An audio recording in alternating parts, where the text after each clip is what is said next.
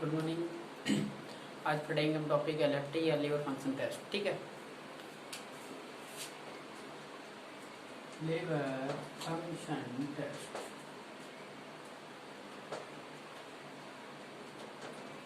पहली बात तो लीवर फंक्शन टेस्ट क्यों करते हैं? लीवर जो फंक्शन करता है, लीवर के फंक्शन है, लीवर के कार्य को असेस करने के लिए, असेसमेंट करने के लिए हम एलएफटी करते हैं, जिसको लीवर फंक्शन टेस्ट कहते हैं। मुख्य रूप से इसमें ये असेस करते हैं कि लीवर के जो फंक्शन होते हैं, जैसे कि एक्सक्रेटरी सिस्टम। एक्सक्रेटरी की बात करें तो लीवर मुख्य रूप से बिलिरुबिन को देखते थे। सबसे पहले लीवर के फंक्शन आने चाहिए। लीवर का पहला फंक्शन होता है एक्सक्रेटरी फंक्शन। एक्सक्रेटरी का मतलब होता है कि बॉडी से बाहर निकालना, और यह बिलिरुबिन को बॉडी से बाहर निकालने में हेल्प करता है। इसलिए लीवर का पहला फंक्शन एक्सक्रेटरी। सेकंड है लीवर का सेकंड फंक्शन सिंथेसिस। ठीक है, सिंथेसिस के अंदर आता है कि यहाँ मुख्य रूप से प्रोटीन, एल्ब्यूमिन, ग्लोबुलिन, फाइब्रोमिन का निर्माण होता है। इसके अलावा क्लोटिंग फैक्टर है, उनका सभी का निर्माण लीवर में होता है। इसके अलावा यहाँ एंजाइम्स का भी निर्माण होता है, जो जिनको लीवर एंजाइम कहते हैं। तीसरा है, इसके बाद में हम बात करेंगे कि प्रोटेक्टिव फंक्शन होता है कि लीवर के अंदर क्या होता है कि बैक्टीरिया वगैरह होता है, उनकी डेथ के लिए कुछ एंजाइम रेस्पॉन्सिबल होते हैं जो बैक्टीरिया को किल करते हैं। इसके अलावा कुछ मेटाबॉलिक फंक्शन होता है कि लीवर के अंदर कुछ ऐसे भी एंजाइम होते हैं जिनका मेटाबॉलिक फंक्शन होता है जो डाइजेशन में हेल्प करते हैं, जैसे एसजीओटी, एससीपीटी। ये कुछ लीवर के फंक्शन होते हैं, और लीवर के इन फंक्शनों को असेस करने के लिए हम एलएफटी करते हैं। ठीक है, और सबसे पहले एलएफटी करने से पहले हम सबसे पहले पढ़ते हैं कि लीवर के अंदर कुछ एंजाइम्स होते हैं जिनका निर्माण होता है, और उन एंजाइमों का लेवल असेस करके हम लीवर के फंक्शन का पता करते हैं। सबसे पहले हम पढ़ते हैं बिलिरुबिन। लीवर का फंक्शन असेस करने के लिए पहला पैरामीटर अपन लोग पढ़ेंगे जिसका नाम है बिलिरुबिन। बिलिरुबिन क्या होता है? देखिए, जब आरबीसी का डिस्ट्रक्शन होता है, जब आरबीसी की डेथ होती है, तो आरबीसी जब टूटता है तो आरबीसी का हीमोग्लोबिन होता है, और हीमोग्लोबिन टूटता है तब इन दो पार्टों में टूटता है, पहला हीम और सेकंड ग्लोबिन। ग्लोबिन एक प्रोटीन होता है, और हीम एक फोरफायरिन रिंग होती है। फोरफायरिन रिंग होती है जो टूटने के बाद में बिलिरुबिन में कन्वर्ट होता है, और बिलिरुबिन लीवर में बिलिरुबिन में कन्वर्ट होता है, और यह बिलिरुबिन स्टूल व यूरिन के थ्रू बॉडी से बाहर निकाल दिया जाता है। तो आप सुन लीजिए, बिलिरुबिन का निर्माण जब आरबीसी की डेथ होती है तो हीमोग्लोबिन का लाइसिस होता है। जब हीमोग्लोबिन टूटता है तो दो पार्ट में टूटता है, पहला हीम, दूसरा ग्लोबिन। ग्लोबिन एक प्रोटीन होता है जिसका निर्माण वापस से प्रोटीन से हो जाता है।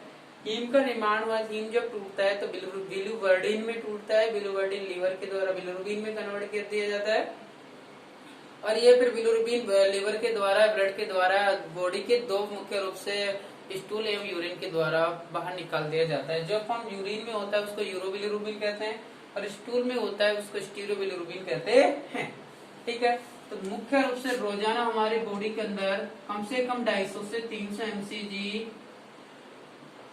बिलिरुबिन का निर्माण होता है,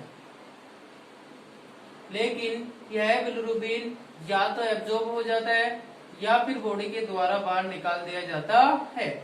तो बाहर निकालने के बाद में मात्र 1% यानी 1 mg पर डेसीलीटर इसका नॉर्मल लेवल बॉडी में शेष रहता है। बाकी के पूरे को एब्जॉर्ब कर लिया जाता है या बॉडी से बाहर निकाल दिया जाता है। तो नॉर्मली बिलिरुबिन का लेवल होता है वो मुख्य रूप से 1 से, या यूं कह सकते हैं 1 mg पर डेसीलीटर होता है।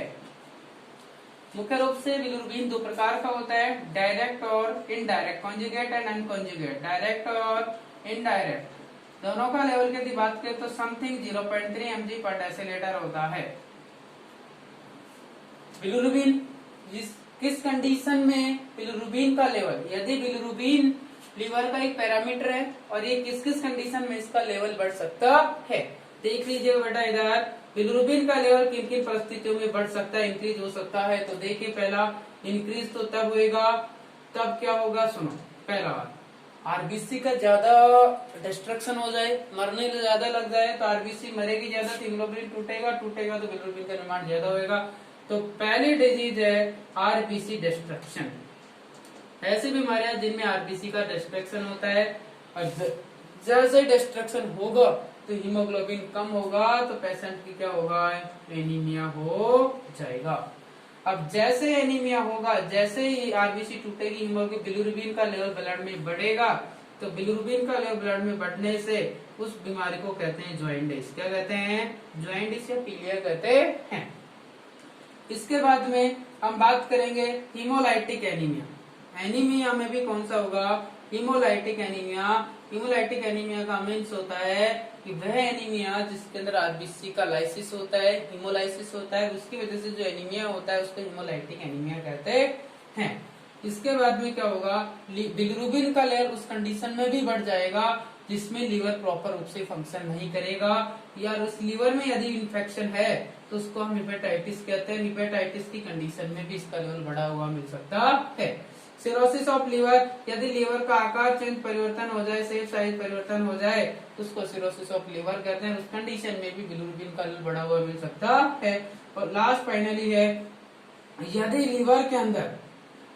लीवर में ज्यादा है, लीवर में आरबीसी का डिस्ट्रक्शन ज्यादा होगा तो लीवर के अंदर स्वेलिंग आ जाएगी, और ऐसी कंडीशन को हम हिपेटोमेगैली कहते हैं। तो हिपेटोमेगैली की कंडीशन में भी बिलिरुबिन का लेवल बढ़ा हुआ मिल सकता है। तो कुछ परिस्थितियां हो सकती है, कुछ कंडीशंस हो सकती है, कुछ बीमारियां हो सकती है, और इन बीमारियों में इन बिलिरुबिन का लेवल बढ़ा हुआ मिल सकता है।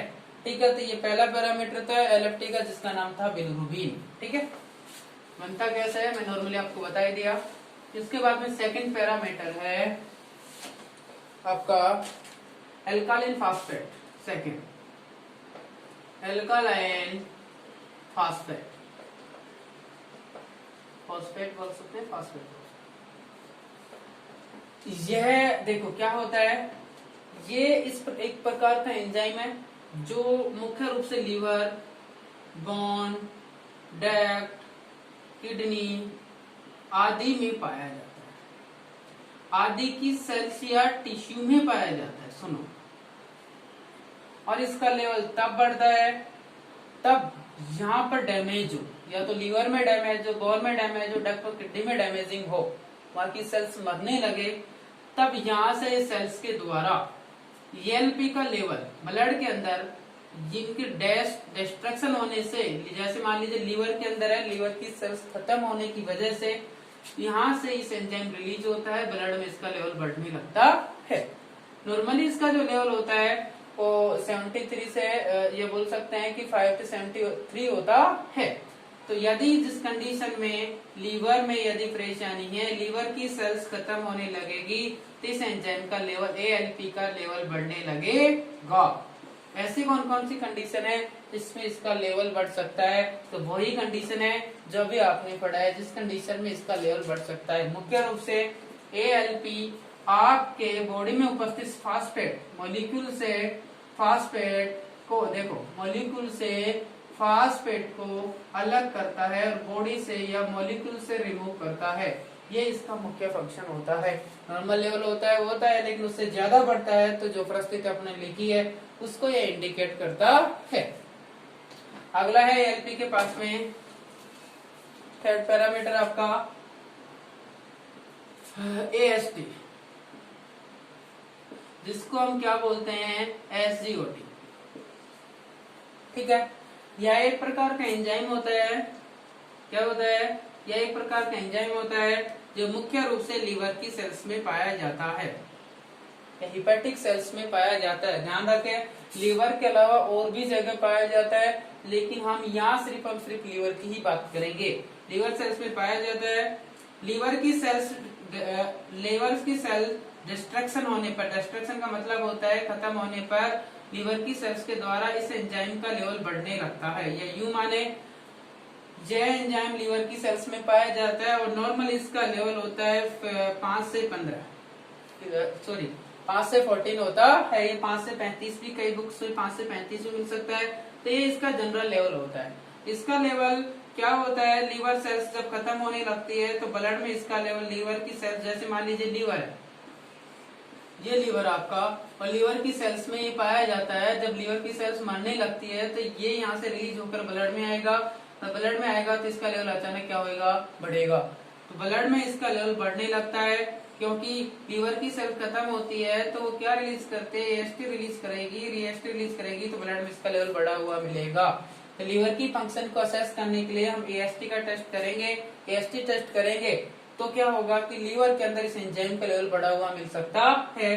कौन कौन सी परिस्थितियां हैं जिसमें आपका लीवर का एंजाइम बढ़ा हुआ मिल सकता है, वही परिस्थितियां हैं। पहला, लीवर के अंदर क्या हो, इन्फेक्शन हो, हेपेटाइटिस हो, लीवर की सेल्स के अंदर इन्फेक्शन होगा तो इसका लेवल बढ़ा हुआ मिलेगा। एनीमिया होगा तो भी इसका लेवल बढ़ा हुआ मिलेगा। या यूं बोल सकते हैं लीवर सिरोसिस होगा तो इसका लेवल बढ़ा हुआ मिलेगा। ज्वाइंटिस के अंदर पीलिया जो होता है रोग, उसके अंदर इसका लेवल बढ़ा हुआ मिलेगा। आपके अंदर एनोरेक्सिया है तो इसका लेवल आपका क्या होगा, एनोरेक्सिया मतलब होता है लॉस ऑफ एपेटाइट, जिसको भूख नहीं लगती, बुलिमिया, नर्वोसा दोनों। ऐसी कंडीशन, या फिर लीवर के अंदर ट्यूमर हो या लीवर के अंदर कैंसर हो, इस कंडीशन में इसका लेवल बढ़ा हुआ मिल सकता है। स्प्लेनोमेगाली हो, इस कंडीशन में मुख्य रूप से हम देखो बॉडी की और बीमारियों की बात नहीं करेंगे, ओनली लीवर की बीमारियों की बात करेंगे क्योंकि हम एलएफटी पढ़ रहे हैं। तीन परिस्थितियों में इसका लेवल बढ़ा हुआ मिल सकता है। नॉर्मल लेवल इसका 5 से 15 होता है, ठीक है, 5 से 35 होता है। अब है अगला एसजीओटी के बाद में आपका एसजीपीटी, या इसको कहते हैं एएलपी, एसजीपीटी। वही सेम टू सेम होता है, एंजाइम होता है, ओके। कहाँ पाया जाता है, लीवर की सेल्स में। सुन लीजिए, यह एक एंजाइम होता है, लीवर की सेल्स में पाया जाता है। नॉर्मली लेवल इसका 5 से 40 होता है। 3 पॉइंट। अगला, ये तब इसका लेवल जब लीवर की सेल्स खत्म होने लगती है।